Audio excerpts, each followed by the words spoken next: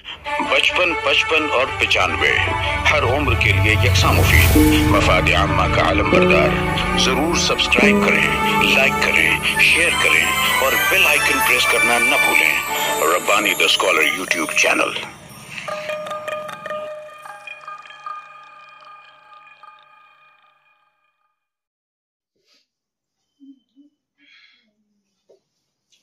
नाज़रीन इकराम, अस्सलाम वालेकुम। मैं हूं रिजवान रब्बानी और आप देख रहे हैं Rabbani the scholar YouTube channel. नाज़रीन, जैसा कि आप जानते हैं कि Rabbani the scholar YouTube channel हमा वक्त तालीमी सरगर्मियों में पेश रहने वाला चैनल है और ये प्लेटफॉर्म ऐसा है कि जहां पर हम तलबा और तालबात की हौसला अफजाई के लिए उनके लिए हम एक प्लेटफॉर्म मुहैया किए हुए हैं। वहीं पर हमें जिस वक्त भी कुछ ऐसी खबर मौसूल होती है, कुछ ऐसी खबर मालूम होती है कि किसी तालिब इल्म ने अपनी फील्ड में कारहाय नुमाया अंजाम दिया है या किसी तालिबा ने जो है वो फर्स्ट रैंक हासिल किया है, कोई एजाज हासिल किया है, तो हम उन तक पहुंचते हैं। और अल्हम्दुलिल्लाह सुम्मा अल्हम्दुलिल्लाह, ये बहुत ही खुशी और मुसर्रत का मकाम है कि मालेगांव शहर ये वो इल्म वालों की बस्ती है जहां पर आए दिन कोई ना कोई तालिब इल्म या कोई ना कोई तालिबा जो है वो कारहाय नुमाया अंजाम देने के साथ साथ एक तरह से तहरीक का बाइस बन जाती है और एक तरह से हौसला मंदी की बात हो जाती है। आज ये खबर आप लोगों को देने में बड़ी खुशी और मुसर्रत हो रही है कि मालेगांव शहर में शाइस्ता जमील अहमद नामी तालिबा ने एक साथ 3 मेडल हासिल किए। यूनिवर्सिटी लेवल पर पुणे यूनिवर्सिटी से आपको इस सालाना तकरीब में जो है वो 3 मेडल से नवाजा जाता है। 3 मेडल उसे मिले हैं और तालीमी शोबे में बेहतरीन कारकर्दगी अंजाम देने पर अगर इस तरह से पजीराई की जाती है तो मैं समझता हूं कि उसे इस प्लेटफॉर्म पर लाना लाजमी हो जाता है। आइए मैं आपकी मुलाकात करवाता हूं शाइस्ता जबी से।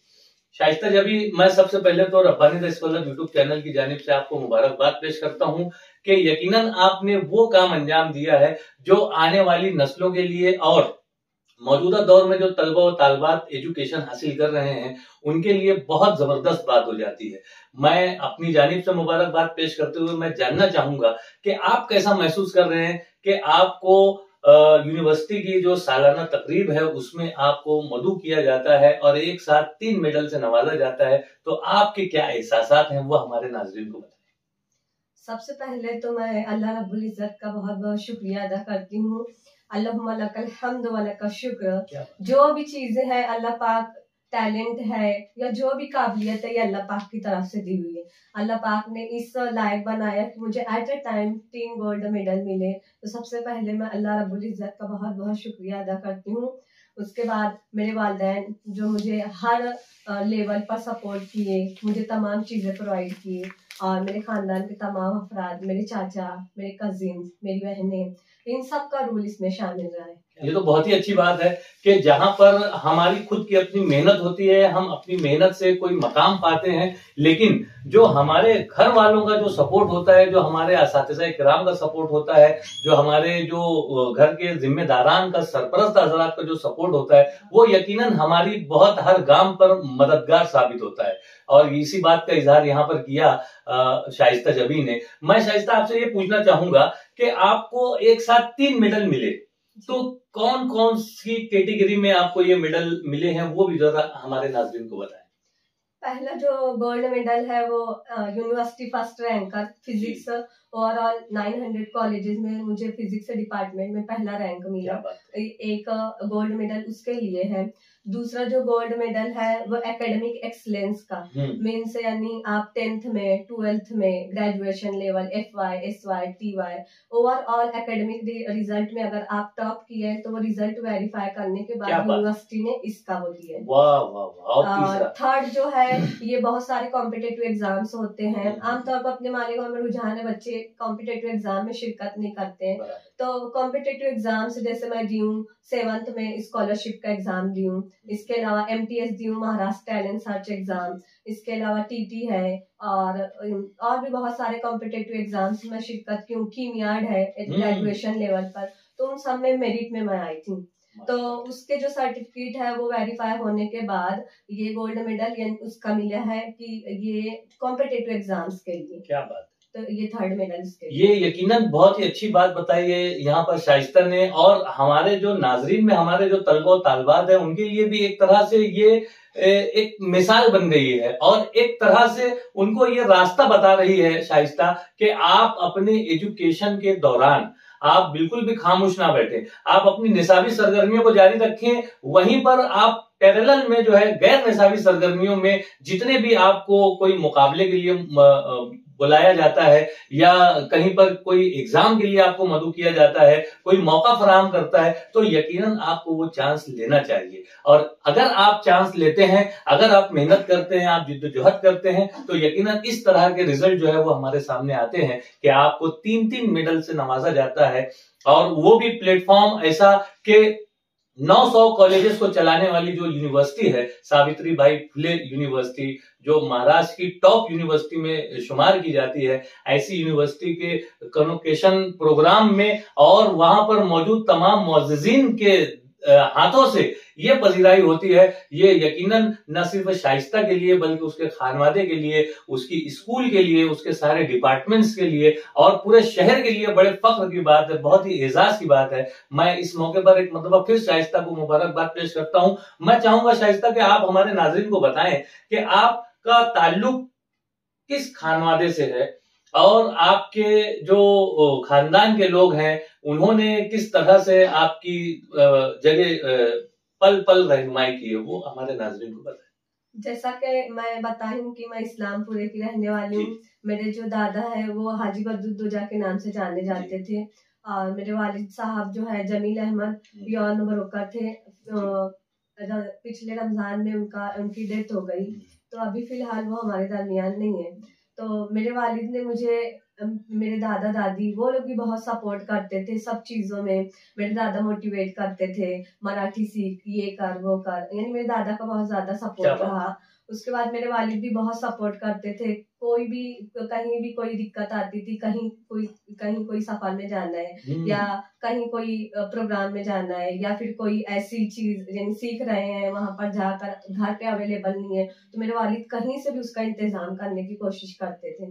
फिर जो नहीं हो सकता था तो बोलते थे कि मेरे चाचा लोग हैं, मैथ्स में मेरे चाचा है, बड़े चाचा, यानी मेरे घर में ऐसा है कि मेरे जो रिलेटिव्स है, चाचा है, भाई लोग, ये लोग मैथ्स में बहुत अच्छे हैं। क्या बात। तो मेरे चाचा मैथ्स में अक्सर गाइड करते थे, और एक चाचा जैसे तमाम फील्ड में से रिलेटेड थे, वो सबके बीच में बैठते थे, तो वो जीके के बारे में मालूमात देते थे कि देखो ये जीके की मालूमात हासिल करो, जैसे कि खलील मोटो है, तो वो तमाम फील्ड में रहते थे आगे आगे, तो वो जीके की मालूमात देती हैं, बेटा यहाँ पे ये चल रहा है, वहाँ पे ये चल रहा है, इसके बारे में मालूमात हासिल कर, ये पढ़ वो पढ़।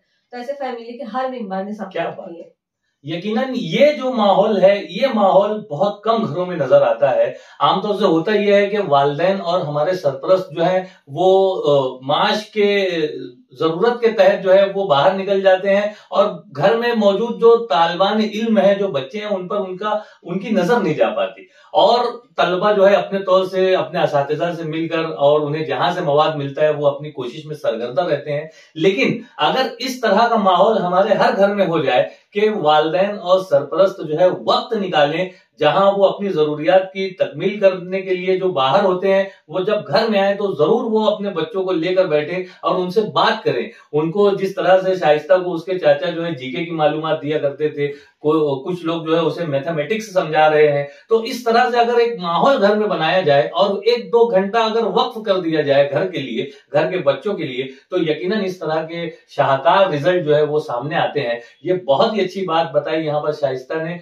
मैं जहां शाइस्ता को मुबारकबाद देता हूं, वहीं पर उसके खानदान के हर फर्द को मुबारकबाद पेश करता हूं कि जिस तरह से आप अपने बच्चों की निगहदाश्त कर रहे हैं, उनकी परवरिश कर रहे हैं, उनकी तालीमी जरूरियात की और उनकी जो तिश्ना लबी है उसको पूरा कर रहे हैं, मुकम्मल कर रहे हैं। यकीनन ये एक तरह से मिसाली खानवादा बन जाता है, और ये तमाम शहर के और हमारे तमाम नाजरीन जो हमारे इस चैनल को, हमारे इस वीडियो को देख रहे हैं, हमारे इस इंटरव्यू सेशन को देख रहे हैं, यकीनन वो कुछ ना कुछ इससे सीखेंगे और अपने घर में भी ये माहौल बनाने की कोशिश करेंगे। शाइस्ता, ये जानना चाहूंगा आपसे कि आपका जो तालीमी सफर रहा है, आपका केजी से लेकर पीजी तक का, तो वो कहाँ से आपने स्टार्ट किया और किस तरह से, जैसा कि आपने बताया कि आपको एकेडमिक के ऊपर भी जो है मेडल मिला है, तो आपका 10वीं का परसेंटेज, 12वीं का परसेंटेज और जो भी आपने जहां जहां भी मतलब एक अच्छा रैंक लिया है, तो वो भी हमारे नाज़रीन को बताएं।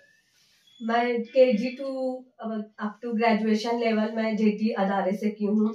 यानी वहाँ पर JT प्राइमरी स्कूल में KG से लेकर 4वीं तक है वहाँ पर, तो वहाँ की मैं तालिबे इल्म में रही हूँ। वहाँ के टीचर्स भी, कुछ टीचर्स मुझे बहुत सपोर्ट किए प्राइमरी लेवल पर, जैसे रुखसाना मिस है, खालदा मिस है, तो इन्होंने मुझे KG लेवल पर बहुत ज्यादा सपोर्ट किया। तो मुझे अप टू यानी KG टू 4th स्टैंडर्ड तक 98 परसेंटेज तक मिले थे। उसके बाद 5th से JT हाई स्कूल में गई, तो वहाँ पे परसेंटेज थोड़ा फ्लक्चुएट हो गया, 93 हो गया। तो मेरे वालिद का ऐसा कहना था कि ये बच्ची अच्छी है, खुद से घर पे पढ़ सकती है।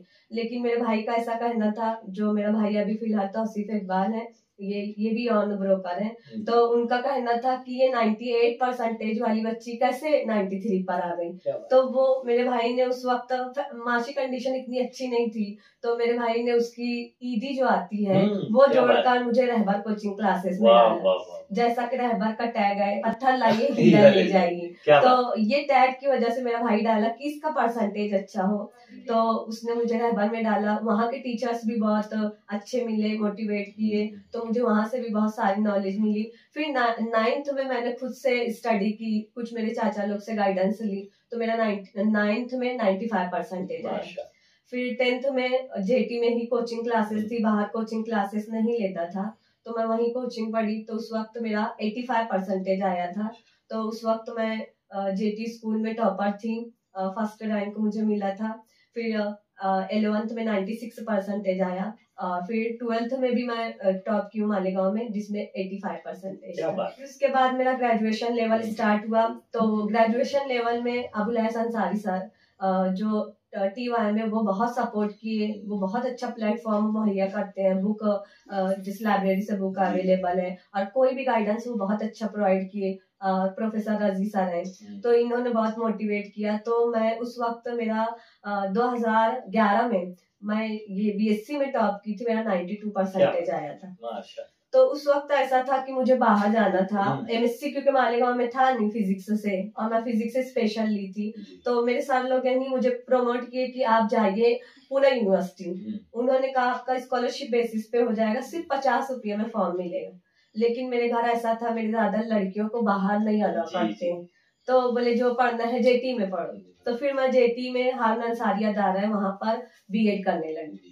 फिर BEd के बाद मैं रहबर कोचिंग क्लासेस में ज्वाइन कर ली, वहां पर मैं क्लासेस लेती हूँ। फिर MSc में उस वक्त MSc आया था फिजिक्स से, तो इन्होंने मुझे गाइड किया कि तू MSc कर। फिर उसके बाद लॉकडाउन पीरियड आ गया, तो एडमिशन, फिर हेल्थ भी खराब थी, तो हेल्थ गेन हुई, तो उसके बाद मैंने 8 साल पूरा गैप करने के बाद MSc। क्या बात है। तो ये मैं MSG अदारे से की हूँ। फिर भी यानी उसमें मैं रहबर कोचिंग क्लासेस में जाती थी, मेरा शेड्यूल बहुत टाइट था। सुबह 10 बजे से मैं कॉलेज जाती थी, कॉलेज जाने के बाद वहां से छुट्टी होती थी डायरेक्ट रहबर में कंटिन्यू पीरियड लेने के बाद वहां से आती थी, डायरेक्ट मदरसा जाती थी। तो ये एकदम हेक्टिक शेड्यूल में मैंने MSc की है। तो मैं रात में स्टडी करती थी इसके लिए कि रात में टाइम निकालूं, स्टडी होना चाहिए, मुझे कुछ करना है, रिजल्ट मेरा खराब नहीं होना चाहिए, इसके लिए मैं रात में भी स्टडी करती थी। बहुत ही बढ़िया तालीमी सफर, और इतना बोलना चाहिए कि एक तरह से आजमाइशी सफर, तालीमी सफर भी रहा, आजमाइश भी रही। लेकिन यहाँ पर जो शाइस्ता ने कहा कि मैं मदरसा भी जाती थी, तो यहाँ पर सवाल जनरेट होता है, तो क्या मदरसे में आप क्या कौन सी तालीम हासिल कर रहे थे? मदरसे में फिर मैं यानी MSc में जैसे ही ज्वाइन की, तो मेरी वालदा का ये अरमान था, मेरी वालदा ये कहती थी तू दुनियावी तालीम इतना हासिल कर रही है, इसमें तू टॉप कर रही है, बोले मेरे लिए कुछ कर।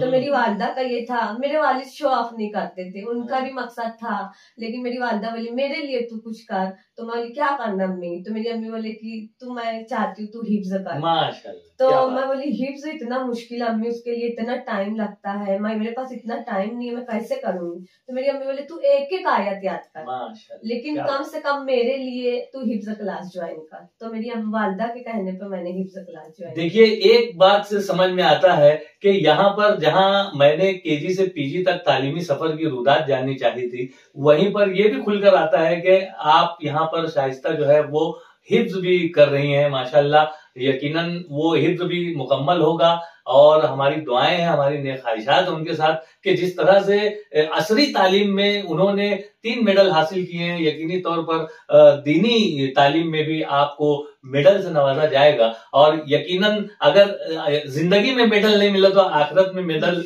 वो यकीनी है, और उसकी तैयारी जो है इन्होंने अभी से जारी रखी है। हमारी नेक ख्वाहिशात उनके साथ। मैं शाइस्ता जानना चाहूंगा कि आपका स्टडी का तरीका कार क्या रहा है। हमारे बेशतर तलबा और तालबात, हमारे नाजरीन में जो बच्चे हैं, वो आपके स्टडी के तरीका कार को, जो शेड्यूल आपका दिन भर का रहता है, वो जरा सा हमारे नाजरीन को बताएं। ये शेड्यूल जो है मैं ऐसा तय करती थी कि स्कूल में या कॉलेजेस में जो भी चीज पढ़ाई जा रही है तो मैं वहां पर पूरा फुल कंसंट्रेशन करती थी। यानी वहां पर क्या टीचर समझाए क्या नहीं समझाए, उससे घर पे आने के बाद उसको रिवाइज करना कंपलसरी, क्योंकि वो रिवाइज कर लेते हैं हम तो बाद में उस पर इतना फोकस नहीं करना पड़ता है। वरना फिर बच्चे ऐसा करते हैं कि स्कूल में तवज्जो नहीं दिए, सेल्फ स्टडी करो, तो हम जितना भी रेक्टिफिकेशन कर ले वो नहीं हो पाता। तो टीचर्स के वे जो रहते हैं उसको हम याद रखेंगे, जहन नशीन करेंगे तो वो चीजें हमें काम आती है। तो मैं इसे स्टडी का शेड्यूल बनाई थी कि रोजाना कम से कम एक सब्जेक्ट को आधा घंटा या 20 मिनट दूं। अब पूरा रिवाइज होना चाहिए, आज टीचर ये इतना पढ़ाए, तो मुझे अल्हम्दुलिल्लाह यानी एग्जाम टाइम में इतना बर्डन नहीं होता था, सिर्फ रिवाइज करना पड़ता था। तो ये मैं स्टडी का ये शेड्यूल बनाई थी। और मेरे बहुत सारे जैसे कलीग्स थे, मैं रहबर कोचिंग क्लासेस में जैसे कि पढ़ाती हूँ, तो जमीन सर भी बहुत ज्यादा मोटिवेट करते थे।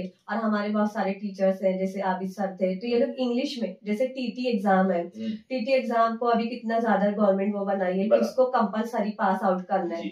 तो मेरा टीटी एग्जाम भी मैं इसमें ही पास आउट की हूँ।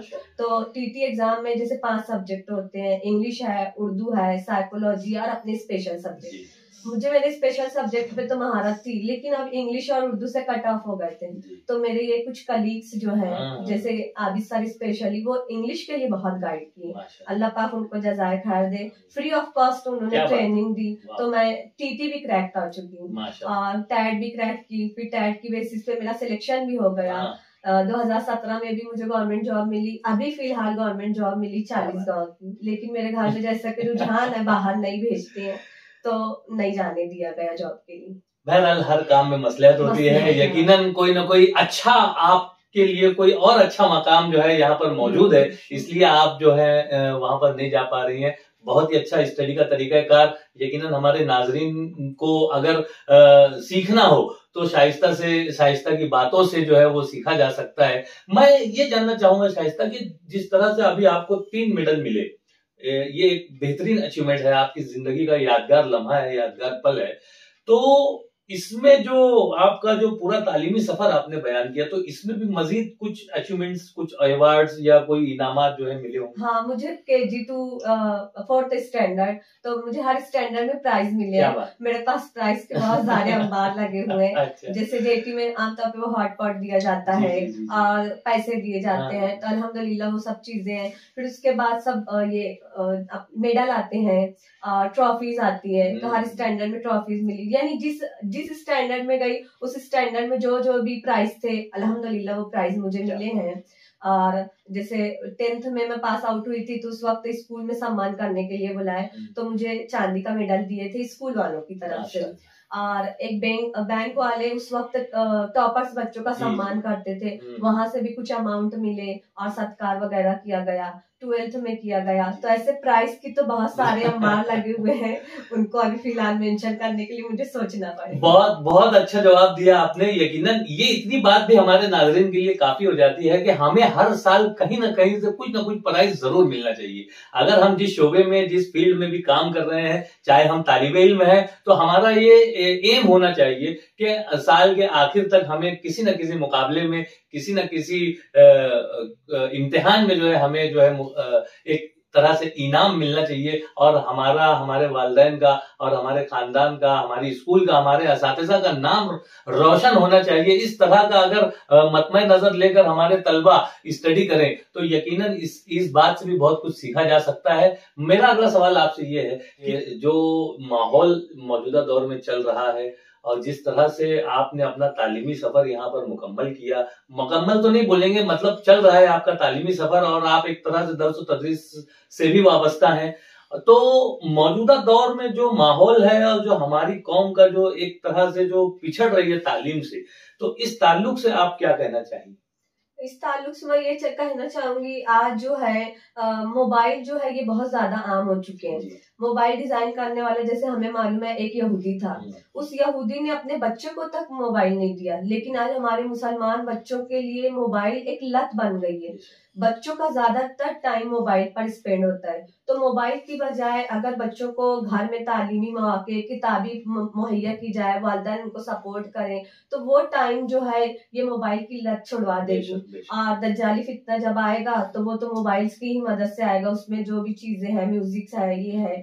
तो अपने बच्चों को अगर हम तालीम देना चाहते हैं तो उनको असली तालीम के साथ साथ दीनी तालीम का भी माहौल दीजिए, ताकि वो बच्चे आगे चलकर कुछ ऐसा अचीवमेंट करें, क्योंकि अल्लाह पाक ने दुनिया में सिर्फ एक बशर को परफेक्ट बनाया है, जो कि हमारे नबी मोहम्मद सल्लल्लाहु अलैहि वसल्लम।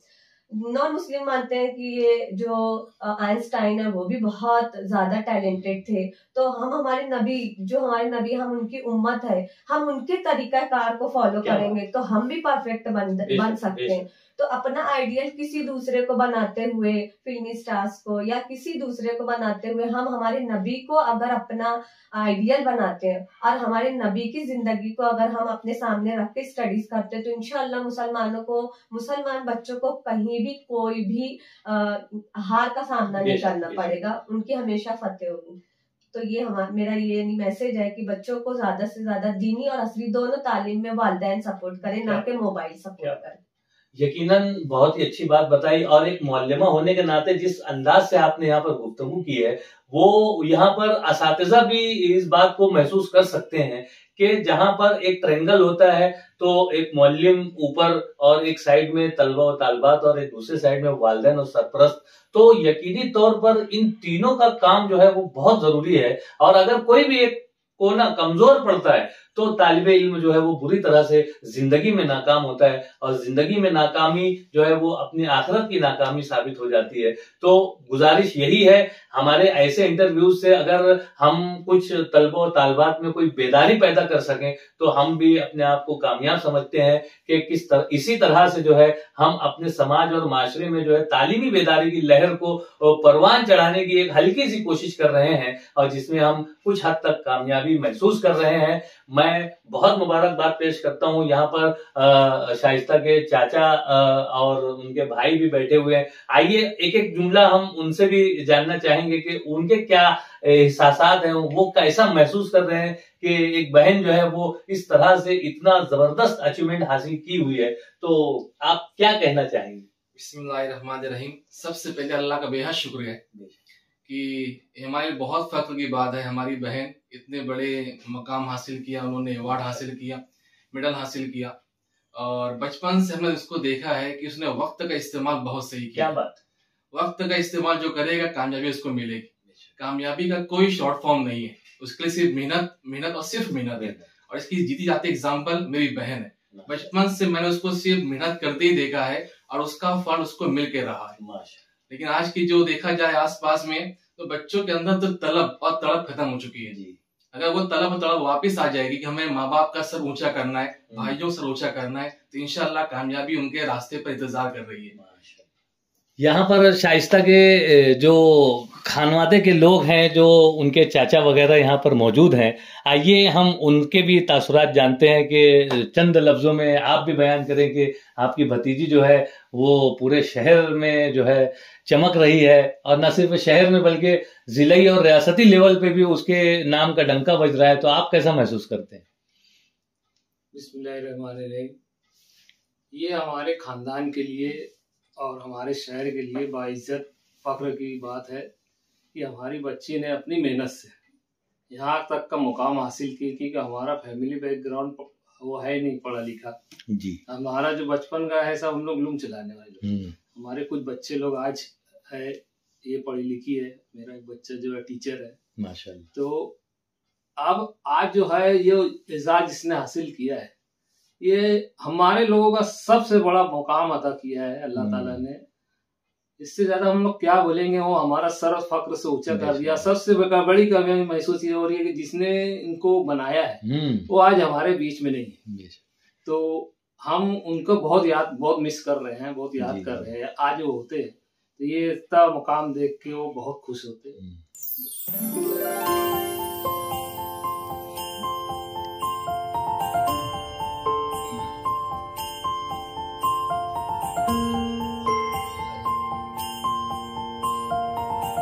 इसमें से कौन सा मिडल ये फिजिक्स और ये एकेडमिक एक्सीलेंस और ये कॉम्पिटिटिव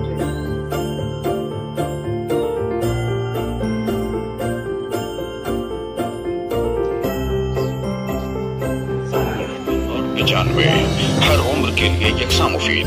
मफाद आम्मा का आलम बरदार। जरूर सब्सक्राइब करें, लाइक करें, शेयर करें और बेल आइकन प्रेस करना न भूलें। Rabbani the scholar YouTube channel. Rabbani the scholar YouTube channel इल्मी, अदबी, दीनी, मिल्ली, समाजी, सकाफती, तहजीबी, फलाही, तिब्बी, फन्नी, माशी, तिजारती, माशरती, इंतजामी, इनकलाबी, तहरीकी, तहकीकी, तकनीकी, तफ्तीशी, तामीरी, तालीमी व मालूमाती यूट्यूब चैनल। जरूर सब्सक्राइब करें, लाइक करें, शेयर करें और बेल आइकन प्रेस करें। Rabbani the scholar YouTube channel.